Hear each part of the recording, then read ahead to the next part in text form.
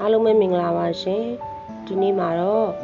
ဝက်ကျွတ်ရွက်လေးကိုကြော်ပြမှာဖြစ်ပါတယ်ဒီရွက်လေးတွေတော့ဝက်ကျွတ်ရွက်လို့ခေါ်ပါတယ်အလေးကြပေါက်တာပါရှင်အဲ့တော့တချို့အိမ်တွေမှာလည်းရှိပါတယ်เนาะအဲ့လိုလေးတွေကပေါ်ပါတယ်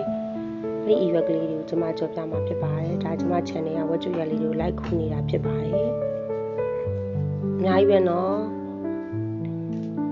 ပြီးတော့စိုက်ခင်းကိုရေလောင်းထားတာဖြစ်တဲ့အတွက်အရွက်ကလေးတွေကလည်းနုညံ့နေတာဖြစ်ပါတယ်။ကစုံရက်ကိုရေလောင်းရင်းနဲ့သူ့ကိုတခါတည်းလောင်းတယ်လို့ဖြစ်သွားတာပါ။ဒါကစုံခင်းထဲမှာရှိတဲ့ဝက်ကျွတ်ရွက်လေးတွေကိုလိုက်ခုနေတာဖြစ်ပါတယ်။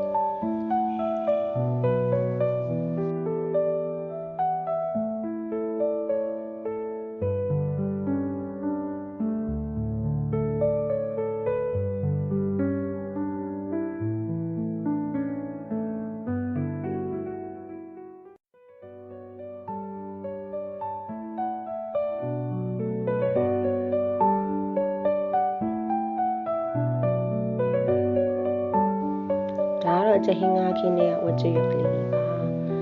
ခုနကပစုံခင်းထဲမှာနည်းနည်းလေးပဲရှိတော့လေဒီဘက်မှာလိုက်ပြီးတော့ထပ်ရှာတာပေါ့နော်အများကြီးရပါတယ်တစ်ခါကတော့ကြော်လို့ရတယ်ပေါ့နော်တစ်ခါကြော်စားရပါတယ်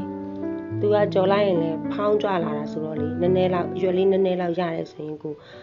ကြော်စားဖို့အဆင်ပြေရပေါ့နော်ပထမဆုံးဆန်မုံထည့်ပါတယ်ပြီးရင်ပဲမုံထည့်ပါတယ်ဆန်မုံလေးနဲ့ပဲမုံလေးနဲ့ကိုရောပြီးတော့ပဲကြော်ပါတယ်ပြီးရင်လူချင်းတဲ့ရတာလေးတွေထည့်ပြီးတော့လက်ကလေးနဲ့နေလိုက်ပါတယ်မုံနစ်ကလေးကိုလူချင်းတဲ့အနေထားရောက်ပြီဆိုရင်တော့ကြော်လို့ရပါပြီဘာမှခက်ကြီးလို့ရတဲ့အစားအစာမျိုးတော့မဟုတ်ပါဘူးရှင်ဒ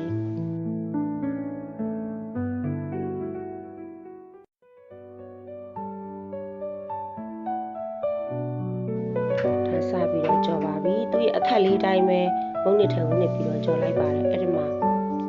ဒီရွက်ကလေးထူးခြားတာဘယ်လိုလဲဆိုတော့ကြော်လိုက်ပြီဆိုတာနဲ့ဖောက်ဖောင်းလေးဖြစ်လာပြီးတော့ကြွပြီးတော့လေရွက်ကတေးသေးလေးဆိုပေမဲ့လည်းအရွက်ကဖောင်းလာပြီးတော့ကြီးတယ်လို့မျိုးဖြစ်လာတာကြွရွလေးနဲ့ဖောက်ဖောင်းလေးဖြစ်လာပါတယ်